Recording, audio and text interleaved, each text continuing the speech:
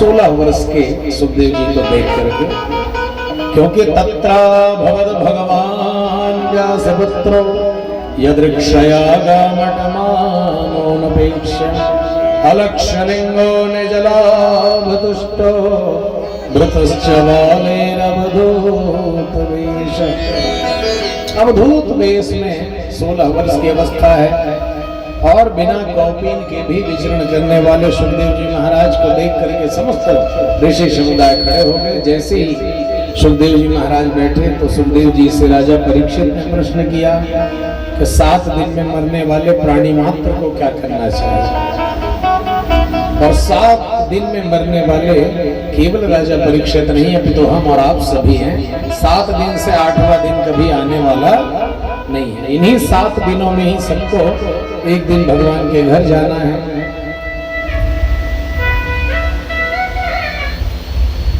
सुखदेव जी महाराज राजा परीक्षित से कहते हैं, परीक्षित भगवान के गुणगण इतने दिव्य हैं कि परिनिष्ठितोपि नैर्गुण्य उत्तम श्लोक लीलया गृहीत चेता राजरसे आख्यानम यदधीतवान।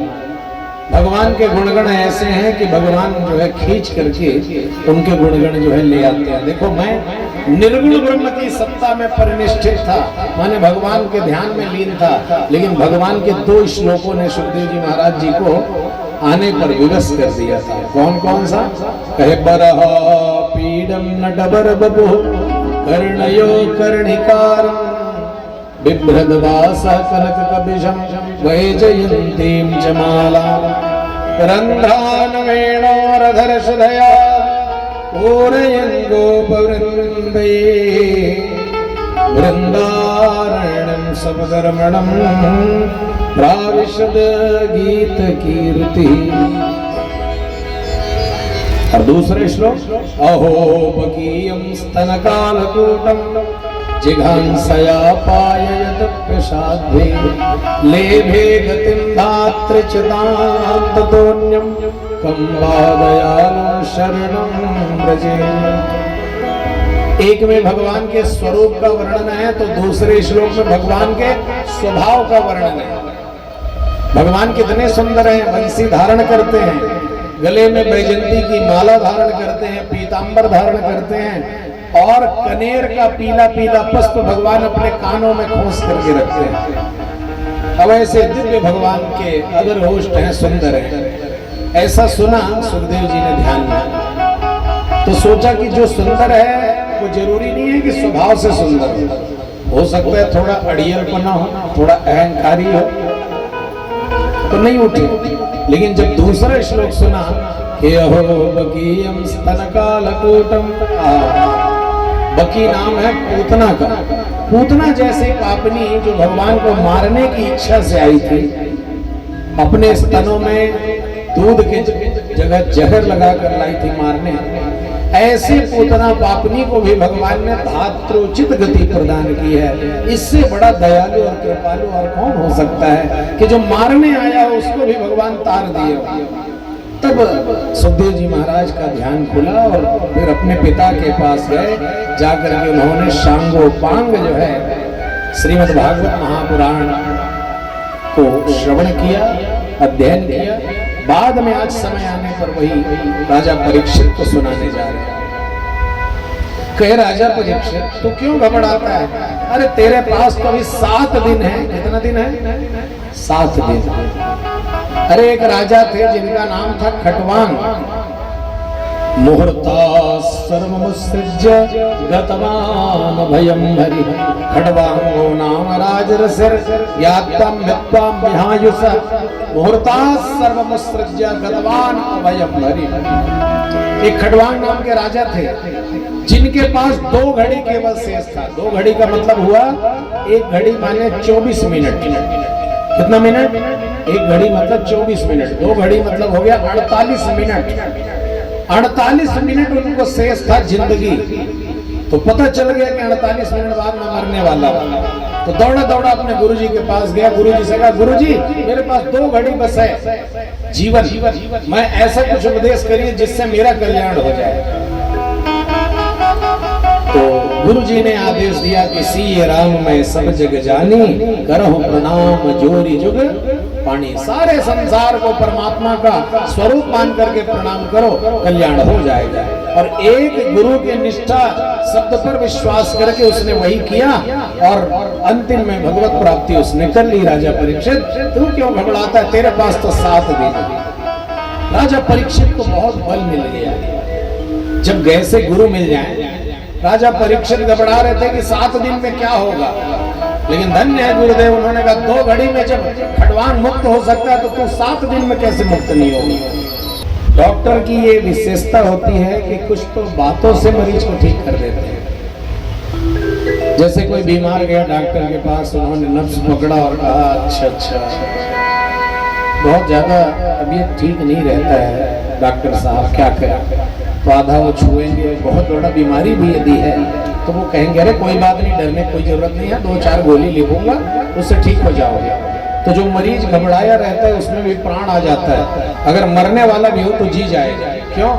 आत्मबल उसका बढ़ा दिया डॉक्टर ने। अरे चिंता मत करो, बस थोड़ा सा गोली खाओगे ठीक हो जाएगा। और कई जन डॉक्टर ऐसे नहीं थे कि छोटे से बात के बहुत बड़े बात बता दें। पेट सही नहीं रहा, हाँ तो हाँ छोटे, अरे फलाना फलाना खराब हो गया है, लीवर में ये है, इन्फेक्शन है, किडनी में ये है, तो ऑपरेशन लगेगा, 60,000 लगे, नहीं आते तो हार्ट अटैक आ जाएगा। ऐसे भी डॉक्टर होते हैं। हाँ अरे आधा बातें ठीक कर लेते हैं, आधा बातें भला तबीयत बिगाड़ दी, वही मेरा हार्ट कर लेता है। तो ऐसे ही गुरुओं में भी गुरुओं की श्रेणियां होती हैं। एक गुरु होते हैं जो अपने शिष्य को भवसागर से पार कर देते हैं, अब एक गुरु है कि खुद ही पार नहीं हो पाते तो उनको भी पार नहीं कर देते। तो आज धन्य है सुखदेव जी महाराज, उन्होंने कहा 2 घड़ी में तुम मुक्त हो सकते हो, तो 7 दिन तो बहुत है तुम्हारे लिए। तो कहा 7 दिन में क्या क्या करना चाहिए, तो बोले सुनो, सबसे पहले तो श्रोतव्य कीर्तितव्य स्मर्तव्य भयम, भगवान की कथा को सुनो। सुनने के बाद, स्वयं सुनने के बाद जब स्मरण होने लगे, याद आने लगे, तो दूसरों को भी सुनाओ। और जब कोई सुनाने वाला ना मिले तो अपने आप मन में ही उसको रिवीजन करते रहो, मन में याद करते रहो, निधिध्यासन करते रहो, इससे कल्याण होता है। हाँ लेकिन कुछ बातों का ध्यान रखना है। क्या क्या? कहे जितासनो जित श्वासो जित संगो जितेन्द्रिय, स्थूले भगवतो रूपे मनः संधारयेद्धिया। जितासनो, सबसे पहले आसन को जीतना चाहिए। हमेशा एक आसन पर ही बैठ करके पूजा नित्य करना चाहिए। आसन को सिद्ध करो, जैसे पालथी मोड़ के बैठे, पालथी मोड़ के बैठो, पैर मोड़ के बैठे, मोड़ के बैठो, लेकिन एक आसन में अधिक समय तक बैठ करके बैठने का अभ्यास धीरे धीरे बढ़ाओ। क्योंकि आसन पर यदि आपका कहीं ध्यान नहीं है, आसन सिद्ध नहीं है, तो आपका पूरा पूरा ध्यान आपके शरीर पर ही बना रहेगा। तो इसलिए जितासनो, आसन को जीतो, और जित श्वासो, श्वासों पर नियंत्रण रखो। प्राणायाम करो, प्राणायाम परम बलम, पूरक कुंभक और रेचक, ये प्राणायाम की विधि है। पहले अंगूठे से इसको बंद करो, पूरा खींचो, फिर उसके बाद ये 2 उंगलियों से नाक को बंद करो, दोनों अंगूठा को भी बंद करो, उसके बाद श्वास को रोक करके रखो, और उसके बाद में धीरे से जितना देर रोको उससे रोको, उसके बाद राइट तरफ के छिद्र से बाहर निकालो। जब ऐसा करने लगेंगे तो क्या होगा, कहे मन पर आपका जो है नियंत्रण हो जाएगा। क्योंकि जब जब आप गुस्सा होते हो तो देखना सबसे पहले आपका श्वास का गति तीव्र हो जाता है, सांस तेज हो जाता है, और गरम गरम हवा आता है। जब भी कोई गुस्सा होता है देखना नथुना फूल जाता है, इससे बड़े से हो जाते हैं, आंखें कान ऐसे छटकार लेते हैं गुस्से में। अगर कोई बहुत ज्यादा गुस्सा हो उसको खाली दर्पण दिखा दो, तो देख ऐसे कि गुस्सा हो छोड़ दी, इतना तेज चेहरा बिगड़ जाता है उस समय, और सांस फूलता रहता है, चढ़ा रहता है। हाँ क्या बताऊं ऐसे कहते हैं।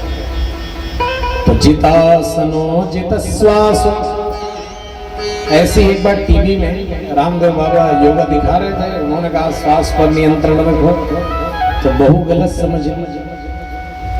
वो अपने सांस को अंदर बाहर करने लगे, घर के अंदर आओ फिर बाहर जाओ, ऐसे कहे।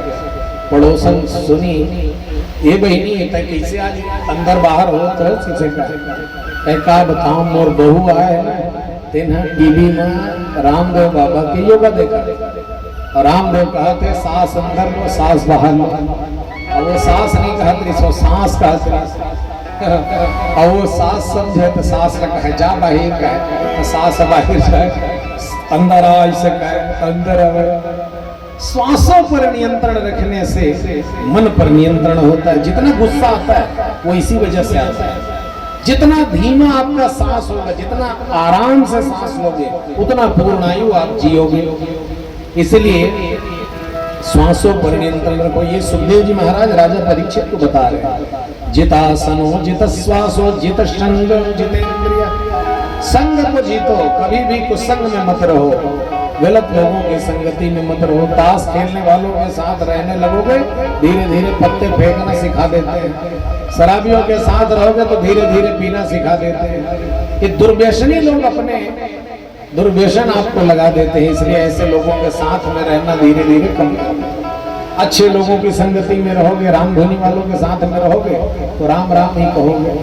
गाली गलौज वालों के साथ रहोगे तो मुंह से हमेशा गालियां ही निकलेंगी, राम का नाम नहीं निकलेगी। इसलिए संग को जीतो, जित संग जितेंद्रिय, इंद्रियों पर नियंत्रण रखो। इंद्रियां वो करें जो हम चाहते हैं, ऐसा ना हो कि इंद्रियां जो चाहें वो हम करें। राजा परीक्षित द्विजानुनी शुदलम विश्वमोदे रुद्रद्वयं विदलम चादनं च महीतलं च जगनं महीपते नभस्थलं नाभिसरो गृणन्ति। ये जितना भी सारा विश्व प्रपंच नजर आता है राजा परीक्षित, ये सब भगवान का ही स्वरूप मानो और इसी को प्रणाम करो, ऐसा उन्होंने भी बताया। कहते हैं चार जो पशु हैं ये मनुष्यों की बड़ी प्रशंसा करते हैं। स्वबिडवरा होष्ट करे संस्तुत परुष पशु, जो ग्रामीण कुत्ता होता है वो प्रशंसा करता है मनुष्यों की। जब देखता है कि आपस में ही लड़ रहे हैं, भाई भाई पिता से लड़ रहे हैं, मैं तुम्हारा बेटा हूँ, हिस्सा देना पड़ेगा, तो कुत्ते बड़ा खुश होते हैं। कहते हैं हम लोग भी तो अपनी बिरादरी में लड़ते हैं और ये भी लड़ रहे हैं। लड़ते हुए देख करके कुत्ता प्रशंसा करता है। ग्रामीण सुअर वो भी प्रशंसा करता है।